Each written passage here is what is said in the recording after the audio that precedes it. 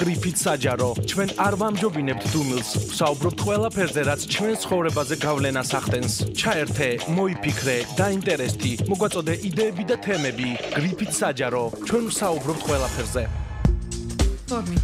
მოგესალმებით რადიო მსმენელებო, დღეს 28 დეკემბერია, ეთერში გადაცემა გრიფით საჯარო და მე მის წამყვანი ლიკო ნაცვალაძე ვარ. ახალი წლის დადგომამდე მცირე დრო რჩება, შესაბამისად საახლო განწყობა მთელ მსოფლიოში იგრძნობა.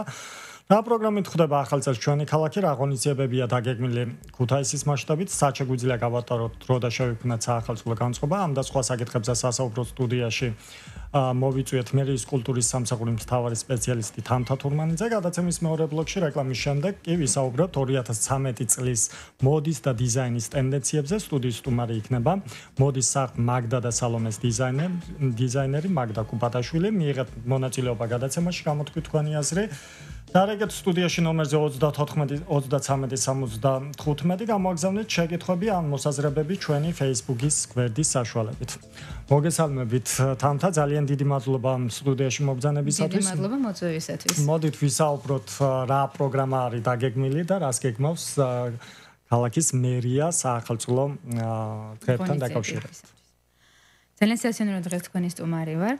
საერთოდ ახალი წელი არის ესეთი მომენტი, როდესაც ნებისმიერი ადამიანი ცდილობს რომ დაიწყოს ყველაფერი ცუდი, რაღაც ნეგატიური ემოციები, გზნობები, განწყობები და მხოლოდ დადებით დაიმოხტოს. ეს არის პერიოდი, როდესაც აფასებ წინა წელს, როდესაც აფასებ რა გააკეთე, რა ვერ მოასწარი, რა დაგჭა ვალად და გადავიდა მომავალი წლისათვის. ანუ ეს რა თქმა უნდა ყველაფერი მეტაფორული არის და რაღაც ნახევრად მეტაფიზიკური, რომ ყველა ცდილობს რომ ამ დროს მხოლოდ დადებითად განაწყობს, მხოლოდ დადებით ზეიფიქროს, რადგანაც არსებობს ერთგვარი ცრურწმენა და ერთმანეთის სრულწმენაა თუ სინამდვილე, რომ როგორადაც შევხვდები ახალ წელს, ესეც იქნება ყველა შემდგომი მთელი წელიწადიც და ამიტომაც ყველანი ვცდილობთ, რომ ახალ წელს განსაკუთრებულად პოზიტივით შევხვდეთ და განსაკუთრებულად სასიამოვნო დადებით ემოციებით იყოს ეს დატვირთული. ახალ წელთან დაკავშირებით არსებობს კიდევ ერთი ტრადიცია.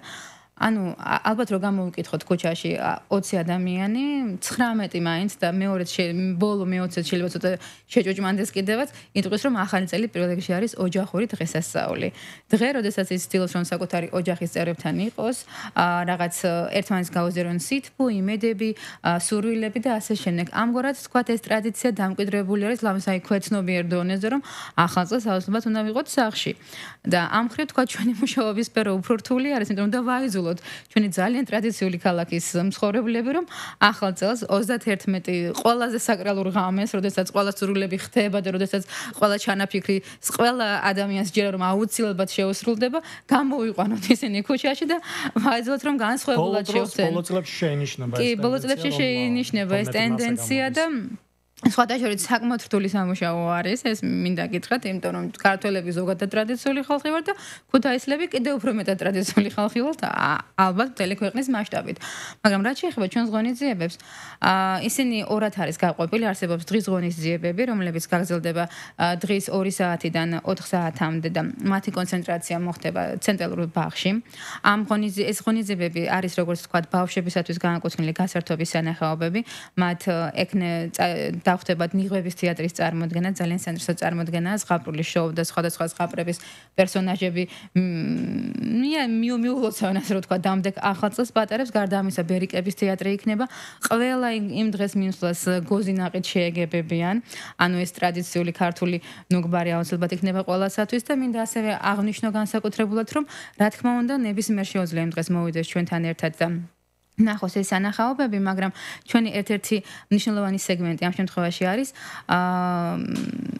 ოჯახური ტიპის ბავშვთა სახლის აღსაზრდელები, რომლებიც მოწვეული ყავს ჩვენ ამ ღონისძიებაზე და გარდა ამისა, ქალაქის ბაღებში არსებული სოციალურად უფრო დაუმცველი ფენის წარმომადგენელი ბავშვები, რომლებიც შესაბამისი სტატისტიკა არსებობს. მაგრამ ეს არ ნიშნავს, რომ ღონისძიებები მხოლოდ მათთვის არის განკუთვნილი. რა თქმა უნდა, ნებისმიერ შეუძლია მოვიდეს და დაესწროს ჩვენს ღონისძიებებს, მაგრამ კიდევ ერთი სიახლე გვაქვს ჩვენს წელს, ეს არის დიზაინერების მიერ მორთული ნაძვისხეების გამოფენა. ეს უკვე რა თქმა უნდა ცოტა უფრო ხო, ეს არის ცენტრალურ ბაღში არის ყველაფერი, ანუ ერთ რაღაც სხვადასხვა სეგმენტში იქნება კონცენტრირებული, მაგრამ არც დიდი არის ჩვენი ცენტრალური ბაღი, რომ იქ მოსულმა ადამიანებმა ვერ შეძლოს მოძებნოს ჩვენი სხვადასხვა სახის ღონისძიებები. ნაძვის ხეებზე, იმიტომ გავამახვილეთ ყურადღება, რომ ესეც დიდი რიტუალი არის ახალწლთან დაკავშირებული ნაძვის ხის გაწყობა. როგორი განწყობით აკეთებ ამას, რა ფერებს ანიჭებ უპირატესობას, ძალიან ბევრი საინტერესო დიზაინერი ცხოვრობს ამ ქალაქში და მე მიხარია, რომ თქვენი გადაცემის მეორე ბლოკის სტუმარი არის ქალბატონი მაგდა, რომელიც ღებულობს მონაწილეობას ჩვენს დიზაინერების მიერ მორთული ნაძვის ხეების გამოფენაში და მასთან ერთად კიდევ კი ღებულობენ მონაწილეობას სხვა ჩვენი ქალაქის მცხოვრებლები, ჩვენ სხვადასხვა დროს მოგვიწვია ხელნაკეთი აქსესუარების გამოფენები და ყოველთვის ვცდილობთ რომ ერთგვარი სტიმულაცია გავუკეთოთ ამ ძალიან საინტერესო სფეროს. ახალწლის ღონისძიებების განრიგში არის, მაგრამ საშობაოდ ალბათ გვექნება ასევე ხელნაკეთი ნივთების გამოფენაც და ასევე მინდოდა აღმენიშნა რომ უკვე დავიწყემი ამაზე საუბარი რაღაც ერთგვარი საკრალური ხასიათის მატარებელია, რაღაც ოცნებებთან, სურვილებთან არის დაკავშირებული ახალი წელი და ამიტომაც სიმბოლურად ვაკეთებთ ქრისტინე რობაქიძის ახალგაზრდა ნიჭიერი ჩვენი თანაქალაქელი მხატვრის გამოფენას ისევ ღიაცის ქვეშ, იმავე ცენტრალურ ბაღში, იმიტომ რომ ქრისტინეს აქვს ძალიან საინტერესო სერია, ანგელოზების სერია, რომელიც ახლა მე ამდენად გავყიდო თქვა ეს სიურპრიზი, მაგრამ ძალიან საინტერესო არის და სხვადასხვა გამონათქვამებზე, სხვადასხვა შთაბეჭდილებზე, სხვადასხვა სურვილებზე არის დაფუძნებული მისი ნახატები და ამ მხრივ არის თქვა სიმბოლური და კავშირში სწორედ ახალ წელთან. თამთა ნაძვის ხეების ესე რომ ვთქვათ კონკურსში მხოლოდ დიზაინერები მიიღებენ მონაწილეობას თუ არის მაგალითად ორგანიზაციები გამოიტანენ თავიანთ ეს კარგი იდეაა ილიკო და მე მომავლისათვის ვეცდებით რომ გავითვალისწინოთ, მაგრამ ერთ-ერთ ნაძვის ხეს მოვთავთ ჩვენი სამსახურიც. ანუ სხვადასხვა დროს ჩვენ მოვაწყეთ გამოფენები, რომელთა მიზანი იყო ქუთაისის ისტორიის, კულტურის, რაღაც განვითარების, უცნობი დეტალების უფრო პოპულარიზაცია და სააშკაროზე გამოტანა და ერთ ამ ჩვენი გამოფენების გამოცდილებიდან მოვთავთ ამ ნაძვის ხეს და ეს იქნება ერთგვარად ისტორიული ქუთაისის ნაძვის ხე. ანუ ის ადამიანები, პერსონალიები, ვისი სახელით დაკავშირებული არის კულტურის განვითარებასთან, იქნება ეს მელიტონ ბალანჩევაძე, იქნება ეს ზაქარია ფალიაშვილი, იქნება ვასილ ამაშუკელი, დავით კაკაბაძე, ადამიანები, რომლებმაც წვლილი შეიტანეს ამ ქალაქის განვითარებაში, თქვათ როგორც იყო ქალაქის მეორე თავი ლუკა ასათიანი, რომელსაც ქუთაისი განათდა, კეთილმოეწყო, იქცა რაღაც ევროპული ტიპის ქალაქად და ასე შემდეგ. ანუ მათი სიმბოლური რაღაც გამოსახულებებიანი, თქვათ ქუთაისის ძველი ქუთაისის პეიზაჟები, ძალიან ბევრი საინტერესო რამე გვინდა დავტვირთოთ ეს ჩვენი ნაძვი. საკმაოდ საინტერესო ნოვაციაა. და სადგან თავსდება ნაძვის ხეები, რომ დაინტერესებულ პირებს შესაძლებლობა ჰქონდათ. კლავ ცენტრალურ ბაღში კი საკმარისად დიდი არის ჩვენი ბაღი, რომ მე მგონი ყველა ეს ერთადერთი შემიძლია თქვა, რომ უამინდობის შემთხვევაში ალბათ გადავინაცვლეთ ოპერის ფოიეში. მაგრამ იმედია, რომ ზემოთ ზეციური ძალებიც კეთილი იქნება ჩვენი ღონისძიებებისადმი და არ დაგვჭირდება ლოკაციის შეცვლა. რაც შეეხება საღამოს. 31 კი, კლავ 31-ზე გვაქვს ეს კონცენტრირებული, ანუ გვაქვს დღის ღონისძიებები, რომლებშიც ესეთი ხასიათის არის, ხოლო უკვე მე საღამოს გვაქვს კონცერტი. ალბათ ცენტრალურ მოედანზე საკმაოდ საინტერესო და ესეთი ეკლექტიკური პროგრამაა, შეიძლება ითქვას. ერთის მხრივ ეს არის ის საინტერესო შემსრულებლები, რომლებიც სხვადასხვა დროს სხვადასხვა მუსიკალურ კონკურსებში ღებულობდნენ მონაწილეობას ქუთაისის სახელით და უნდა აღინიშნოს, რომ ქუთაის ყოველთვის ძალიან ღირსეული წარმომადგენლები ყავდა ამ კონკურსებზე.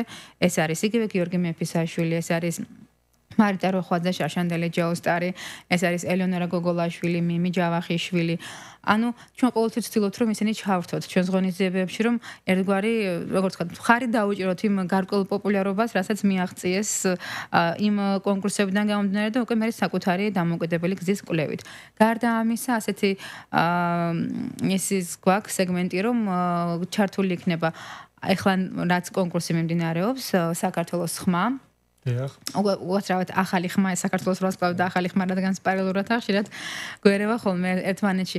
ქუთაისიდან ვინც არიან წარმოადგენილი ამ კონკურსში, ეს არის იატომაში და თედო ქორძე. ჩვენ კიდევ არის რამოდენიმე შემსრულებელი.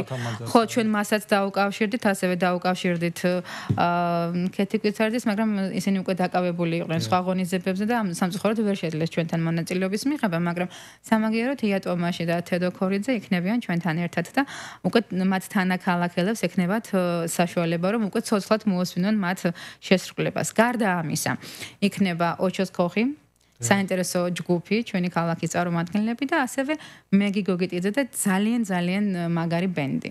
თუ იგეგმება რომელიმე მომღერლის ჩამოყვანა თბილისიდან მე გიგოგიტიძე და ბენდი, აი რაც მე გითხარით, ესენი არიან ჩვენი შემსრულებლები. და რომელ საათზე დაიწყება 30? კონცერტი დაიწყება 10 საათზე, საღამოს 10 საათზე, ალბათ 12 საათამდე გასცენ, შეიძლება ცოტა გადავწყვეტ კიდევაც 12 საათს, იმიტომ რომ საკმაოდ ვრცელი პროგრამა აქვს თითოეულ შემსრულებელს და დასრულდება სახელმწიფო ანსამბლის მიერ შესრულებული მრავალჟამიერი. ფოიერვერკი თუ ექნება ქალაქს. ეს უკვე არ ვიცი, ეს კეთილმოწყობის სამსახურს შეგიძლიათ მიმართოთ ამ შეკითხვით. ძალიან კარგი. რა შეეხება საქველმოქმედო აქციებს, რომლებიც გასულ წელს ინტენსიურად ხორციელდებოდა. თუ იგეგმება საქველმოქმედო აქციები? გითხარით კიდევაც რომ აი ეს იგივე დღის ღონისძიებებს ეს ბავშვები, ну ეს ერთგვარი საქველმოქმედო აქციას ვერ დავარქვევ, მაგრამ ყოველ შემთხვევაში საქველმოქმედო აქცია ხო არ გამოიხატება მაინც და მაინც მატერიალური რაღაც თქვათ მინატანით ამ შემთხვევაში. საქველმოქმედო აქცია არის მათი რესოციალიზაციაც აგრეთვე, იმიტომ რომ სხვადასხვა დროს როდესაც ჩვენ მივსულ ვართ ამ ოჯახური ტიპის ბავშვთა სახლებში, ყოველთვის ყოფილა ეს მომენტი, რომ ძალიან ბევრი ადამიანი მიდის მათთან და ეს ძალიან სასიამოვნო არის, რომ ჩვენ თანაქალაქელები ასეთი დაინტერესებულებიან ამ ბავშვების ბედით. კი, ძალიან მნიშვნელოვანი არის, იმიტომ რომ რეალურად მათ საკმაოდ კარგი პირობები აქვთ, მაგრამ ის რომ ადამიანებს კიდევ აქვთ სურვილი რომ რაღაც გაიღონ და მათ უფრო საინტერესო გახადონ მათი ცხოვრება, ესეც სასიამოვნო არის და ყველაზე მეტად სწორედ ეს რესოციალიზაციის სურვილი აქვს, იმიტომ რომ უნდათ რომ გარეთაც გამოვიდნენ, უფრო აქტიურად ჩაერთონ თქვა ქალაქის ცხოვრებაში და ამ ხრივ 31 შეიძლება ითქვას ერთგვარი აქციაც არის მათი ამ რესოციალიზაციის გზით და დანარჩენი რაღაც საქველმოქმედო ღონისძიებები არის შემდგომში უკვე 2013 წელს არაერთხელ იქნება და ჩვენ ხშირად გაგვიკეთებია, თქვენც ალბათ გამხდარხართ ხოლმე მოწმე, მაგრამ ამ ეტაპზე ჯერჯერობით აი ასეთი სახით შემოვიფარგლებით. და საინტერესო არის ალბათ ვინ წაიყვანს მთავარ კონცერტს 31-ში, იმიტომ წამყვანებზე ძალიან არის დამოკიდებული თუ როგორი განწყობით აქტიურად შეხვდეს მოდით ახლა მე ძალიან გავხსენი მე მგონი კარტები. თითქმის ყველაფერი მოვყევი აბსოლუტურად შეიძლება ეს არც იყოს კარგი თქვა ჩვენი ღონისძიებებისათვის, მაგრამ მოდით ამ ერთ პატარა თემას დავტოვებ, იმიტომ რომ გეტყვით რომ ორი წამყვანი იქნება, ეს ახალგაზრდა მამაკაცი და გოგონა. განსაკუთრებით უნდა გოგონაზე გავამახსოვრ ყურადღება, რომ მისთვის ეს ერთ-ერთი პირველი გამოცდილება იქნება ასეთ სცენაზე და იმედია საინტერესოდ შეძლებენ ამ ჩვენი კონცერტის წაყვანას. რაც შეეხება საშობაო ბაზრობები თუ გაიმართება, საკმაოდ აპრობირებული და საინტერესო მეთოდი არის, განსაკუთრებით ევროპაში არის გავრცელებული. თუ იგეგმება მაგალითად 2013 წლის სეზონშიც პირველი იანვრიდან ასეთი ბაზრობების განხორციელება და კიდევ ერთხელ ვიტყვი, რომ ეს არ არის ჩემი სამსახურის მუშაობის სფერო, ეს უფრო ეკონომიკის